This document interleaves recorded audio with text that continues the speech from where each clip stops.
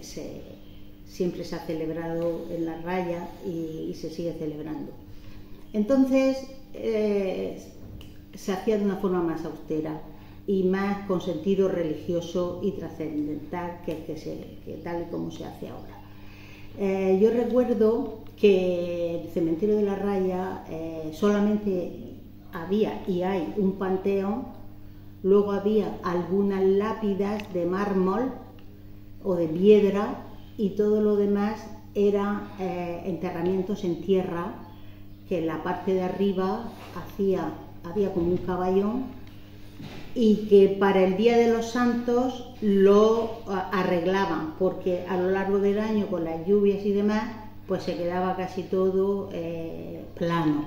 En las vísperas de ese día había mucho movimiento y trasiego de gente que vendía sus flores a los vecinos, se hacían puestos así improvisados aquí en el pueblo, incluso había quien llevaba sus flores a la ciudad, que era sobre todo crisantemos y moco de pavo, algún gladiolo y poco más.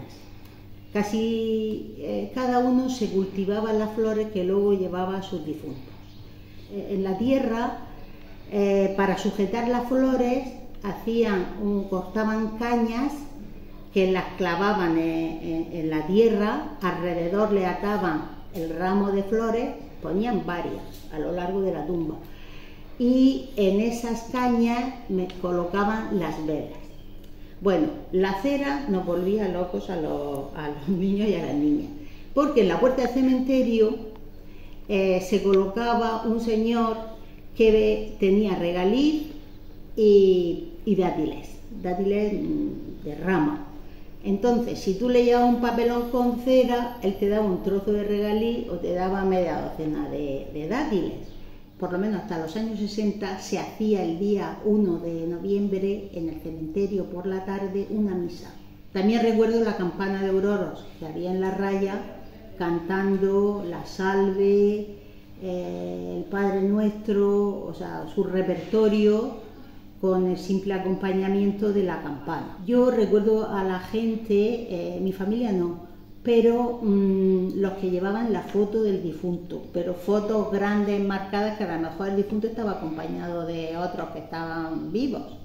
Entonces colocaban en la cabecera de la tumba la imagen, el cuadro, la fotografía, colocaban sus flores y se sentaban, se llevaban un par de sillas que estaban allí sentados, pues rezando o meditando, o también charlando con los vecinos. Después del cementerio, en las casas, recuerdo que incluso se encendía el fuego, la chimenea, y se hacía como una pequeña celebración.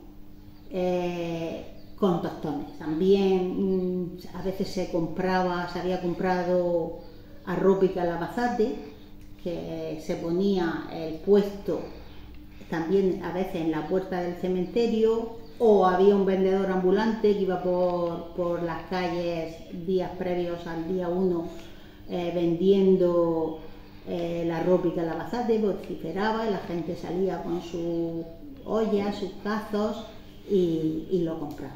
Entonces el velatorio se realizaba en la casa. Al difunto lo solían amortajar los vecinos. Entonces al difunto se le solía poner el mejor traje si era hombre o el mejor vestido si era mujer que tenía en ese momento. E incluso había gente que se preparaba su vestido o traje para ser amortajado. Se le ponía una cinta en los pies para que se le quedaran unidos, porque no se le ponían zapatos, se le ponían solo calcetines, si era hombre, medias si era mujer. Las manos se le juntaban y se le colocaba en un rosario. Para que no se quedara con la boca abierta, se le ataba una cinta de la barbilla a la cabeza. En algunos sitios era costumbre ponerlo en la cama, una cama bien hecha, bien arreglada, o normalmente lo ponían, quitaban la cama, se lo dejaban en el dormitorio, quitaban la cama y en lugar de la cama ponían una sábana blanca en el suelo y una almohada y allí lo ponían.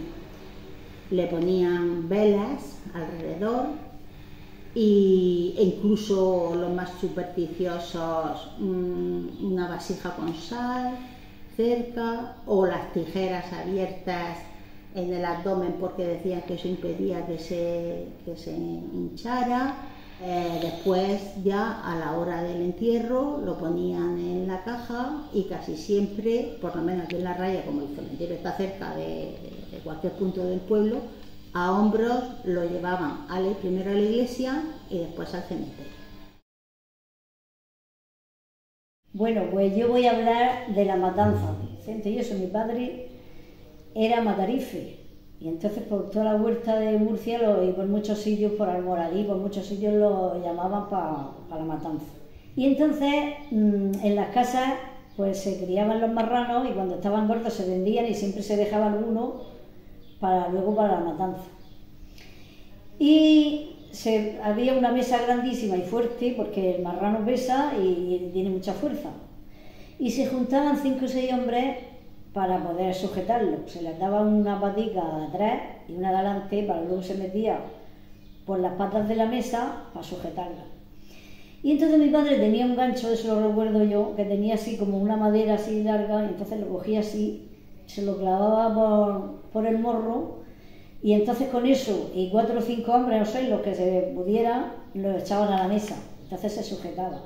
Entonces mi padre le clavaba por ahí abajo, mi madre se ponía de rodillas, en cuclilla como fuera, y debajo había un lebrillo, que es como lo equivalente a los barreños de ahora. Y entonces mientras que la sangre caía, mi madre le daba vueltas, porque si no la sangre se cuaja. Y entonces le sacaba luego al final así como una madeja. Y luego ya, una vez que estaba ya muerto, entonces con el parto primero, luego ya después tenía una cosa como un fernillo de esos que iba con gasolina, que lo chumarraban con eso. Y una vez que estaba bien chumarrado, entonces una persona con un cazo iba echándole agua y mi padre con una piedra así, parecida a la piedra pómez, no era piedra pómez, pero una piedra así rugosa, le daba muy bien por todo y se le lavaba bien y se afeitaba. Luego se abrían canal, se le sacaban las tripas, entonces me acuerdo que mi madre limpiaba muy bien eso, el mondongo y las tripas, le quitaba toda esa suciedad y entonces en un lebrillo con bastante sal, limón y naranja las lavaba, luego las cortaba a la medida más o menos que se necesitaba. Luego estaba también, como decía, el morteruelo, que eso era como entonces no había frigorífico, ni había nevera, ni nada de eso, pues para conservar las cosas, entonces se freía muy bien lomo, cortaico en filetes del lomo, costillejas, magra, en fin, todo eso. Y entonces eso se echaba en una orza de esas de barro, y entonces ahí con el aceite pues se conservaba, y luego entonces a lo largo del tiempo pues iba sacando cada día para cocinar lo que iba a cocinar. Otro día importante era el Día de la Inmaculada, el 8 de diciembre. Entonces se celebraba el Día de la Madre y pues era una fiesta importante porque la madre como centro de la familia pues se merecía esa celebración.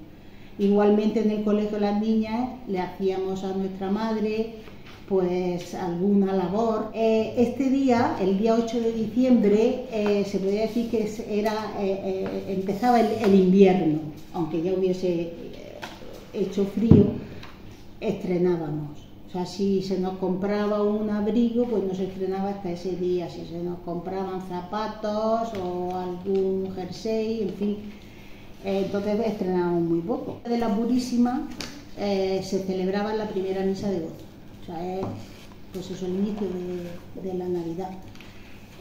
Aquí en La Raya ha habido mucha tradición de coros para cantar en la misa y en las festividades más importantes.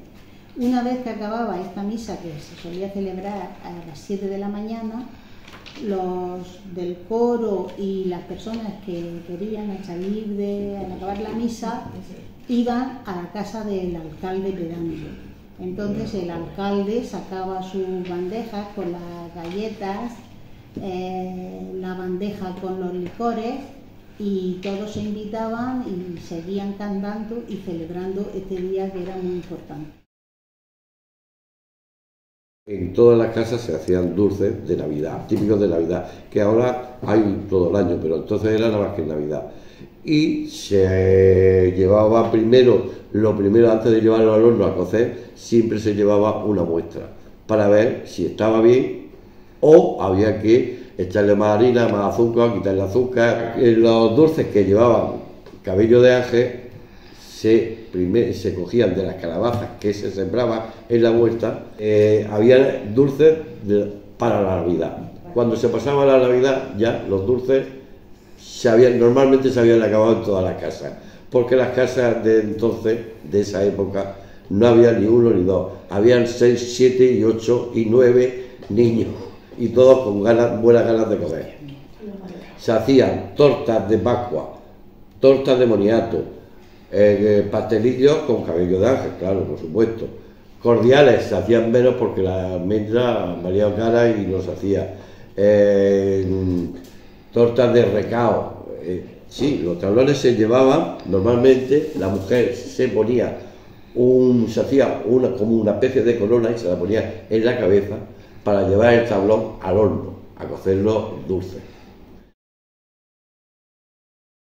Cuando se celebraba la Nochebuena aquí en La Raya, que recuerdo así muy superficial que las calles estaban sin asfaltar, pero todo el mundo durante esa semana iba recogiendo leña seca por el pueblo, por los alrededores, y se hacía cada uno su pilastra de leña, y se hacía lo que siempre se ha hecho, ¿no? Ha sido la carne asada, es lo que más se usaba para la cena de Navidad. ¿Y eso qué hacía? Pues hacía que nos juntáramos todos los niños, todas las familias, los vecinos, y de alguna manera empezábamos a celebrarlo. Pues la una sacaba algo, una bebida, el otro sacaba una tapa de no sé qué, y la fiesta de Nochebuena pues empezaba pues ya al oscurecer, cuando ya todo el mundo estaba ya encendiendo su lumbre, y inclusive algunos de los niños pues saltábamos por la lumbre jugando en aquellos tiempos. Y la cena terminaba, entonces, pues que se hacía la misa de gallo. En Navidad se salía pidiendo el aguinaldo por todas las viviendas del pueblo. Era una forma de felicitar las Pascuas, de felicitar el Año Nuevo, según pillaba, y de felicitar la fiesta a todos los vecinos del pueblo. Esa era una forma indirecta de sacar dinero para luego acompañar a lo que se podía hacer para no perder las fiestas patronales de agosto. El Día de los Reyes aquí se hacía el auto de los Reyes, que la gente del pueblo se vestían cada uno de su personaje. Los 3 reyes, yo me acuerdo que venían hasta con caballos, yo no sé de dónde los sacarían, pero venían con sus caballos y todo. Y salía la estrella. Y habían 2 personajes que eran muy típicos, un poco cómicos, que eso iba en el auto y eran muy graciosos. Y decían cosas, pues, como eso era muy serio, porque el rey quería matar al niño y todo eso, el auto, pues, después pues venían ellos y alegraban un poco el auto. Y era muy bonito. Y luego, pues también venían los reyes y veían la estrella y hacían todo eso, que yo ahora mismo no sé todos los personajes, pero en algunos salí y dije también cosas. Pues yo salía de reina, la esposa del rey, que el rey era malo. Y entonces yo lo veía muy disgustado y lo veía, y yo salía y le decía: esposo mío, qué disgustado te veo. ¿Es que acaso mi cariño no te sirve de recreo? Y él me contestaba: tú no sabes, esposa mía, lo que pasa en la Judea, que ha nacido el gran Mesías que con ansia nos espera. Venid mortales, venid, llegad con respeto, que vaya a ver a 3 reyes a adorar al Rey del cielo. Dispensa la avisaban, eran igual contentos, guiados por una estrella que era signo de un gran lucero. Ellos lo vienen guiando, por eso vayas a menos, para que adoren prostrado a un rey que es más sabio que ellos. Estos son los 3 reyes, Melchor, Gaspar y Baltasar. Y adorar.